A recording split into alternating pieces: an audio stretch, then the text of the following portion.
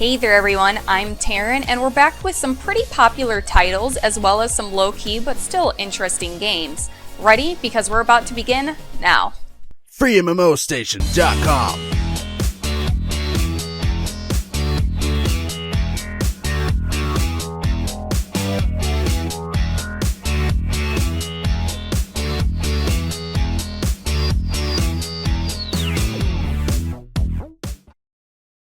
Free-to-play unlimited.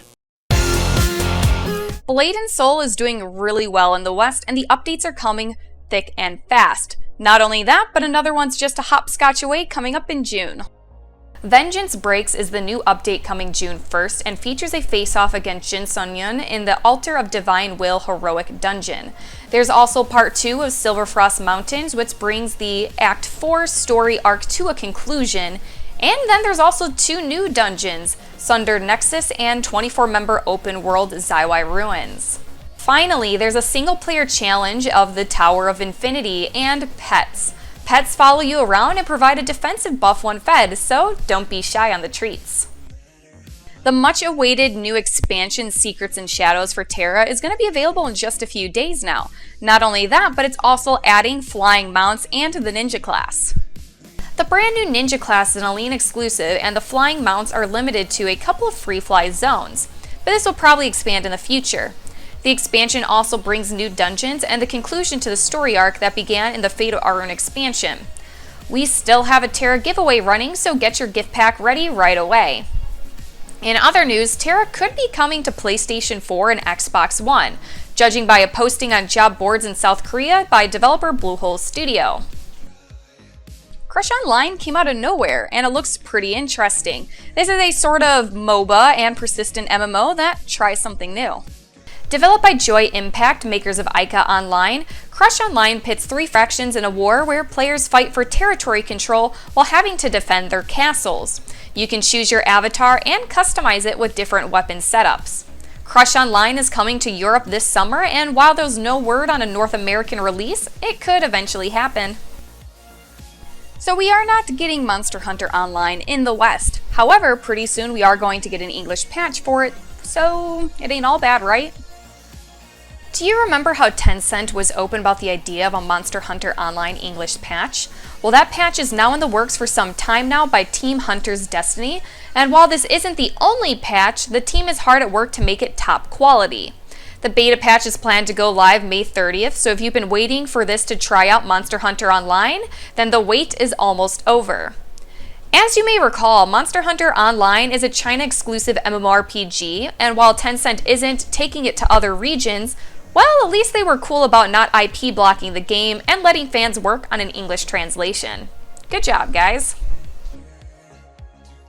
Skyforge is about to get another update called Cybernetic Alliance, so be ready to take a robotic companion on your adventures. The Reaper's Revenge update went live less than a month ago, and the Cybernetic Alliance update already has a release plan for June 1st. This update adds robotic companions, which will also help players during combat. The Cybernetic Alliance will mark the first appearance of the Gorgonite avatar, bring some equipment refinement and class balance, as well as additional D-series distortions. Energy Heroes is an upcoming free-to-play third-person shooter with a little bit of MOBA mechanics coming from a French studio. Running on the Unreal Engine, Energy Heroes enters early access June 1st. Players get to choose from 3 different races, humans, Nelmas, and Jorvax, and 4 classes, Assault, Protector, Auxiliary, and Infiltrator, picking between 10 characters currently available. The environment mixes sci-fi with cartoon, and the result is something like Portal and Borderlands had a baby. Besides the TERA Secret and Shadows expansion, we also got to take a look at the short closed beta of HeroWarz. Flying mounts, guys. Flying mounts in TERA. Now, it's vague, okay? There's going to be a little bit of assumptions going to be kind of thrown out here. I think they're going to add flying mounts to more and more areas. Currently, it's certain areas, and at the moment, there are no dungeons that allow for the actual flying. So it's probably going to be limited, kind of like World of Warcraft's flying. You know, certain areas you can't fly for some magical reason, and dungeons you can't. But for the flying that I got to experience, it was actually really fun. I thought it was a really good game, especially for it to be a free game. Even if it was to buy, if it's not that expensive, I'd say $15. I'd probably buy it. It's looks like it's going to be a really long game. Like there's going to be a lot of levels in it. You can level up pretty fast. I got level 6 pretty quick, so I'm imagining like leveling up is going to be a very quick experience. But there's probably a lot of levels in this game. Girls and robots, such as the highly complex concept of the game that you guys have to guess in this episode. It's a fairly recent game, and it has anime style with plenty of sex appeal if you're into that sort of thing. There's also guns and stuff, of course. The first one to write the answer in the comments will see his or her name featured in the next free-to-play Unlimited episode. Riders of Icarus is getting close to the July 6 open beta. However, there is a third and final closed beta coming soon.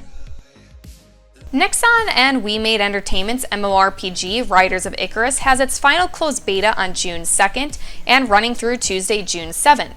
This closed beta will accept players from Western Europe, North America, Oceania, and Latin America, and introduces new gameplay updates and enhancements.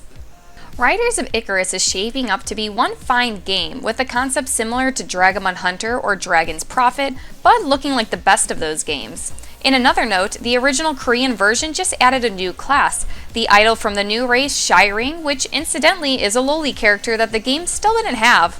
After all, sporting a wand and a fluffy bear, we have no doubts what she truly represents.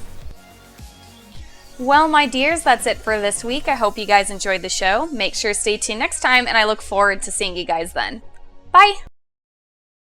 Fear power! So we're not getting Monster Hunter Online in the West? Skyforge is about to get another update named Cybernetic Alliance, I think. Energy Heroes is a third person. It has stuff in it. Energy Heroes is an upcoming free-to-play third-person shooter.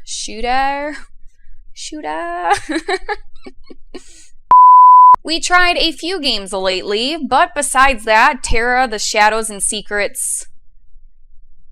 69 that. We tried a few games lately, but obviously the big title is the TERA, Shadows and Secrets. Son of a bitch. Again. 69. Besides the... fuck, I already forgot. I just blanked out.